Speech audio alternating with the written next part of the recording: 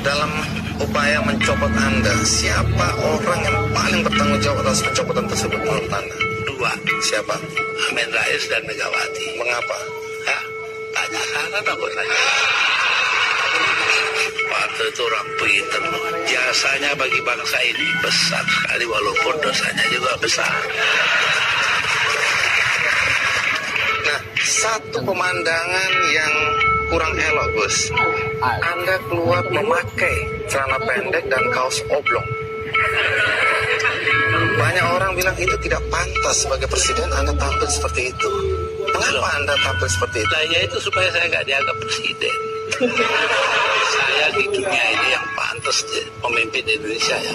Yang pantas jadi musuh saya cuma satu, Mas. Siapa itu? Pak Harto.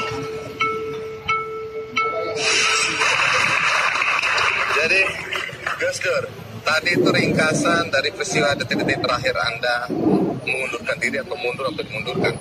Nah, apakah sampai sekarang Dilengsarkan. Anda dilengsarkan? Apakah Anda masih tetap sampai saat ini tidak menerima dan menganggap itu tidak sah? Oh, nggak sah. Itu proyek politik dari MPR. Karena itu Amin Rais tidak merasa perlu memberitahu saya. Ya, tapi begini Gus, setelah Anda merasa itu tidak sah, tapi toh kenyataannya Gus Dur digantikan oleh Megawati, kemudian sekarang kita punya presiden namanya SBY, semua berjalan normal saja. Lalu apa negatifnya bagi bangsa dengan pencopotan Anda tadi? Bukan soal bangsa, ini soal hukum. Saya dilengsarkan secara politis, secara hukum belum pernah dibuktikan saya bersalah. Yang bersalah bahkan pansusnya DPR yang dipimpin oleh sekarang Menteri Sosial Bakhtiar Hamzah, yaitu menurut undang-undang pansus itu harus tutup pintu supaya nggak didengar orang dari luar. Tapi oleh Bakhtiar Hamzah dibuka 10 cm, di situ berjejer-jejerlah tipnya wartawan. Nah kan, waduh, semua yang ada dalam sidang diketahui dunia luar. Itu pula yang membuat saya, oh kalau gitu saya mereka maksudnya melengsarkan saya dengan segala cara. Hukum nggak hukum. Tapi sesudah itu apa upaya yang Anda lakukan? Nggak ada, sebab penakut bangsa ini. Kenapa Anda bilang penakut? Bangsa ini penakut karena tidak mau bertindak kepada yang bersalah. Akhirnya gak ada yang ditindak toh. Tapi sekian tahun sudah berlalu Gus, untuk apa rasa penasaran, perasaan? Saya nggak pernah itu, terserah bangsa Indonesia. Saya itu memaafkan semua. Sampai istri saya marah kepada saya karena saya pergi ke rumah Megawati. Tapi kenapa Anda lalu ke Megawati kalau memang Anda marah dan kecewa? Saya nggak marah, yang mestinya marah itu bangsa ini. Mereka diem aja lah, kenapa saya jadi ribut? Saya nggak mau ribut. Baik, Gus Dur. Tapi disuruh memandang itu benar nggak bisa dong. Orang kan ada batasnya. Dan antara benar dan salah. Jadi yang benar dan salah ini istri saya.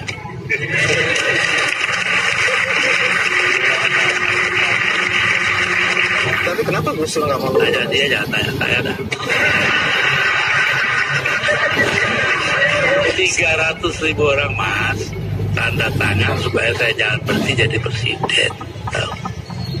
Tapi saya bilang, daripada bangsa ini pecah dalam pertempuran, darah mengalir darah saya, mendingan saya lengser aja deh. Nah itu.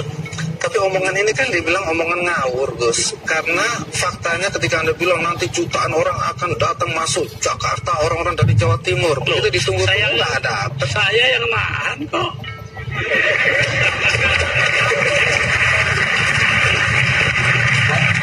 Jadi kalau nggak ditahan sama Gus Dur, datang nggak beneran itu ya? Bukan begitu, artinya tetap saja kebenaran kita pertahankan, tapi sikap kita itu jangan sampai bangsa ini perang saudara. Dan itu pengorbanan Anda? Nah, bagi saya bukan korban, biasa aja. Nah, satu pemandangan yang kurang elok Gus, Anda keluar memakai celana pendek dan kaos oblong. Banyak orang bilang itu tidak pantas sebagai presiden Anda tampil seperti itu. Mengapa Anda tampil seperti itu? Lah ya itu supaya saya nggak dianggap presiden. Terus manfaatnya apa dengan dianggap tidak sebagai presiden? Loh, orang dingin hatinya, nggak jadi marah. Tapi Gus Dur, dalam upaya mencopot Anda, siapa orang yang paling bertanggung jawab atas pencopotan tersebut menurut Anda? Dua. Siapa? Amin Rais dan Megawati. Mengapa? Nah, tanya sana dong kok tanya. Nah, kalau memang Megawati dan Amin Rais dianggap orang yang paling bertanggung jawab atas pencopotan Anda, apakah Anda dendam sama mereka? Nah, ngapain dendam sama Amin? Artinya Gus Dur sudah melupakan itu, sudah memaafkan. Maafkan, lupa sih enggak. Nah, pernahkah setelah peristiwa ini, apakah itu Megawati atau Amin Rais datang ke Anda untuk meminta maaf? Nggak ada. Mereka merasa dirinya benar, ya sudah. Besok-besok akan terbukti oleh bangsa ini sendiri. Pernyataan ini agak bertentangan dengan kenyataan bahwa kelihatannya Gus Dur sama Pak Amin Rais sama Ibu Megawati akur-akur aja, rukun-rukun aja. Saya di dunia ini yang pantas pemimpin Indonesia ya, yang pantas jadi musuh saya cuma satu, Mas. Siapa itu? Pak Harto. Artinya Tapi apa itu pun saya hari raya masih ke sana, masih jadi teman baik saya. Artinya apa itu? Artinya saya nggak punya musuh dong di Indonesia.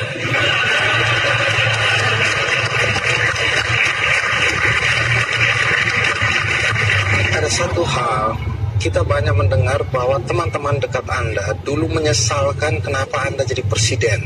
Anda sebenarnya lebih layak menjadi guru bangsa, nggak usah ikut campur dalam perpolitikan yang nggak jelas itu. Saya diperintah oleh 5 orang sesepuh saya. Itu saja, kalau mereka memerintahkan apa saja masuk api. Tanpa perlu berpikir. Tanpa perlu berpikir. Kenapa begitu? Loh, Selain saya ini orang pesantren disuruh nurut orang tua. itu nggak bisa ditawar itu Gus. Nggak bisa ditawar. 5 orang itu, saya nggak sebut namanya. Gus Dur, dalam 20 bulan sebagai presiden, prestasi apa saja sih yang sudah dicapai? Saya itu menjadi presiden di saat Indonesia menghadapi bahaya akan terurai. Kelompok-kelompok separatis ada di mana-mana. Jadi saya berangkat keliling-keliling dunia itu 80 kali dalam 20 bulan. Jadi 4 kali 1 bulan. Itu tugas saya cuma satu. Apa? Yaitu membuat supaya integritas wilayah Indonesia ini tetap. Itu aja, nggak ada pikiran lain kok saya. Tapi ada yang Dan ternyata berhasil toh. Kita tetap satu negara hari ini. Jadi Gus Dur merasa itu karena jasa Gus Dur? Bukan, nyatanya tugas saya begitu. Karena saya berjadwal tidak selalu. Tapi ada yang menuduh bahwa Gus Dur ini sebenarnya menggunakan aji mumpung. Mumpung jadi presiden, dibayari negara, keliling jalan-jalan. Alah, nanti sejarah akan membuktikan. Tapi Gus Dur, perjalanan Anda itu menelan biaya sampai 52,7 miliar. Ya, tapi eksistensi Indonesia sebagai satu negara, harganya jauh lebih tinggi. Jadi nggak bisa dipersoalkan itu biaya. Bisa dipersoalkan. Loh, kalau enggak kan udah dipakai oleh orang-orang brengsek itu.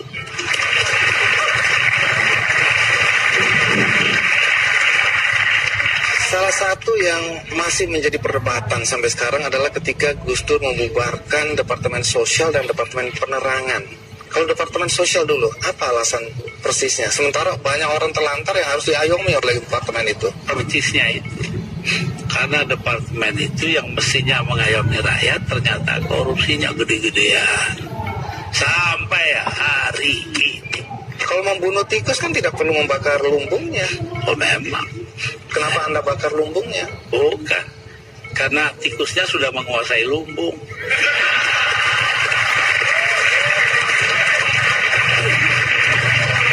Depan dibubarkan. Kalau Depan jelas. Akibatnya sekarang pers itu sangat tidak terkontrol. Begini Bahkan ya. pornografi sekarang merajalela. Ya, betul. Itu dosa Anda loh. Enggak dong. Dosa Tell me pretty lies, look me in the face. Tell me that you love me, even if it's fake.